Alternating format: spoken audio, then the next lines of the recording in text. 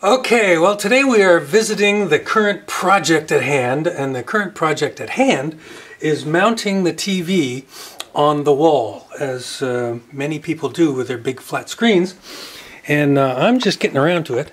There's the subject TV, and it's been sitting on the hearth in front of our gas-powered fireplace here, and it's been blocking it for several years, and where I want it to go is up above the mantle, which is there, except for that's not what it normally looks like above the mantle, obviously, because we've torn off the wall in order to get to things. But let me show you.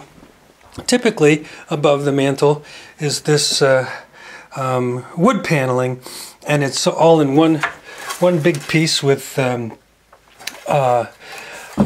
fire block behind it, so I had to take that down first, and then besides getting the TV up to that space, I also wanted to take the stereo receiver and the surround sound system, etc., which used to be in that gaping hole, and I want to have it in a cabinet over here,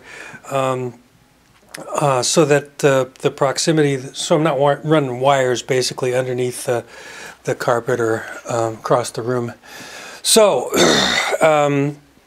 let me try to walk you through this like my nephew-in-law Matt says. Anybody with a few tools and a level can mount a TV on the wall. The trick is hiding the wires, and certainly that is the bear involved here. So we pulled this that panel off of here, which left us this wide open space, and the good thing about this wide open space was it gave us room to pull the wires fairly easily. Now hold on a second, I need to find it's in my back pocket. I'm going to look down here, and I don't know how well I'll be able to light this, or how well I'll be able to see this once I get it lit, but I'm going to try. Hang on with me. Okay, there, it's lit. Now, I don't know if you can see where that light is coming out right now? That's the access hole that's down in the corner for all the wires to run, and if you look, you can probably see all these wires, all of which have been pulled up through this space by me. Now, in order to do that, I had to basically chip away at these rocks here, but down in this corner, down in here. So I don't know if you can see those rocks, and then that's the hole where I chipped the masonry and the rocks away, and then I had to chisel out a piece of wood that was running along the bottom there in order to leave space for all the wires. And all the wires, I decided to run everything that the TV could possibly be hooked up to, so that I wouldn't have to wire or run any wires after the fact. So there's 3 HDMI cables, 2 RGB component cables, 2 video composite cables, and 2 audio cables, as well as RF coax for hooking up an antenna. So that all comes down out through this bottom space, and I've got all the wire piled up here for right now. I'll clean that up, of course. And so everything should be able to run through to the receiver.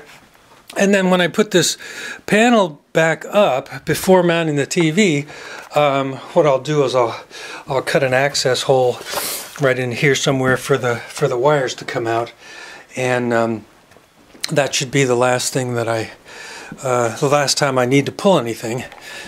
Famous last words. Also, there was power. We needed to plug in the TV, and it so happened there was already power back here. In fact, the previous owners had to run some wires right up through the mantle in case, you know, you ever wanted to put an outlet in, which I never did until now. And I just mounted this a little while ago, and have the TV currently plugged into it, so I know it's working and I know which breaker it is. So that was good. Now, these wires all come up through that corner there, but there was a couple other places we needed to pull from, and one was the attic. I think you can see this is stuff for the air conditioner that's going up through the ceiling there, and then I've also pulled what you see moving, which is another coax, and that goes to the off-air antenna, because I can pick up digital TV over the airways from the Philadelphia station. So, and that's what I like to run the TV portion of the TV on, and so that's also hooked up to the TV because I wanted to make sure it was working okay, and it is.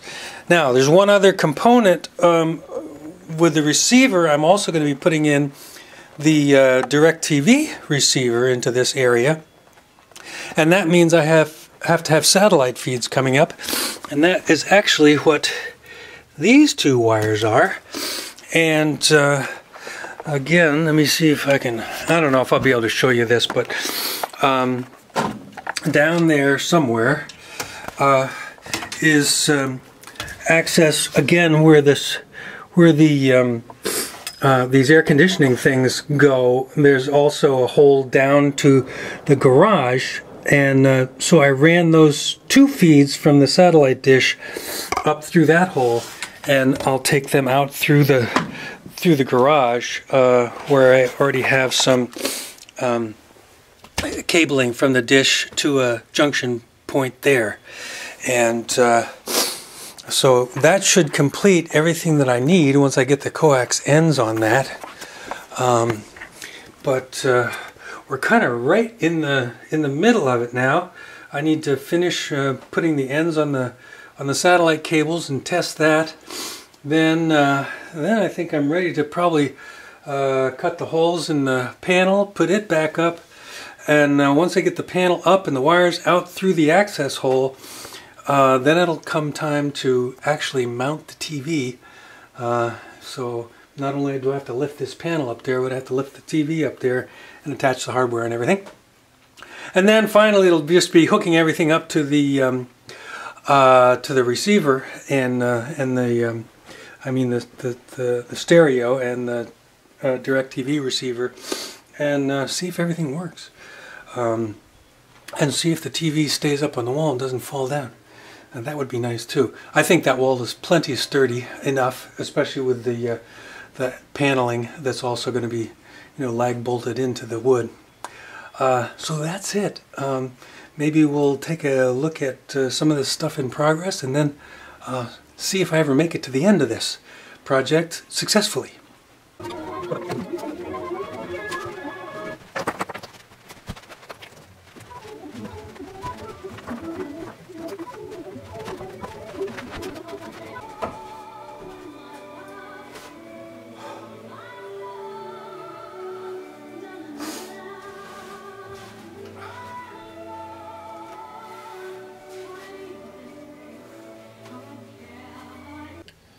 Well, as a side note, it always amazes me how many tools it takes to complete one project.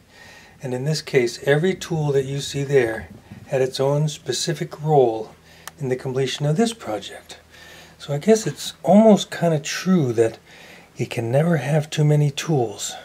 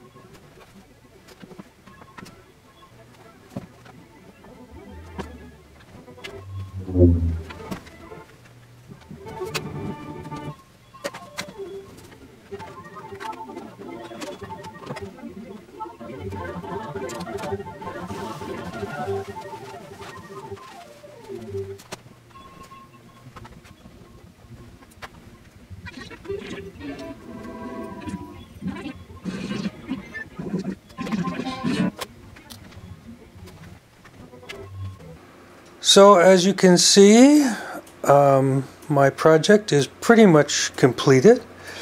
The TV is in fact mounted above the mantle. You can't see any wires, and the fireplace is now active again. So everything went pretty well, no really bad surprises, and I'm pretty happy with the way it's turned out. Now, I'll show you this. The stereo cabinet that I had in mind, it was a cabinet that I had already made, actually, for computer paper. It wasn't quite wide enough for the receiver and that antique CD player that's on top there. So I'm going to have to buy or build another one to house all that stuff, and it's just sitting on top of the surround sound subwoofer. I might incorporate that into whatever I use in that corner, but it's all hooked up and it's all working, and the TV is just sort of, it's playing a slideshow from an SD card right now, but the way that this bracket works is that the whole TV can come out, and it can tilt, you know, this way, and it also can be adjusted this way and this way. We don't really need to have it adjusted for this room because you can see it pretty easily without it tilting down from pretty much anywhere in the room. So we just sort of keep it as it is, sort of flat back. But you'll notice that when I cut the hole, I positioned the hole so it was, you know, behind the TV. But if you're off at an angle, you can see where the hole is. So that's why I built this little box. I used the piece that I cut out of the paneling and built this little cover box so that it's much more pleasing to the eye when you are at the angle where you could see the hole there. But everything is run and hooked up, and well, I'll show you the really ugly stuff, which is down here. That's where all the wires come out, and I was, you know, thinking I needed to, you know, create something to sort of finish that off, but the way that it's positioned, you don't see it from anywhere, and there's going to be just a lot of wires there by definition, because I've got every input covered on the TV. So if I do something to finish that off, it'll probably be fairly minimal, because I think it's kind of fine the way it is.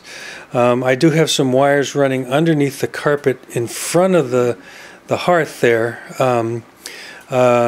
so that I can get my radio RF feed from the downstairs DirecTV receiver and it's also in HD. So my upstairs DirecTV receiver is, of course, right here, and the amplifier and everything, but the signal from the downstairs one is via RF HD, and it runs under the carpet there, so it's one of the one of the inputs on the TV. So that's about it. I think we're done. I'm really happy with the way it turned out. I've got the capability to tilt and pan the TV itself, even though I'm not using it now. Everything seems to be solid. I'm not worrying about anything falling down. So I think pretty much we're done. And I've got full Dachshund approval too. Woohoo! Our new TV mount project is complete.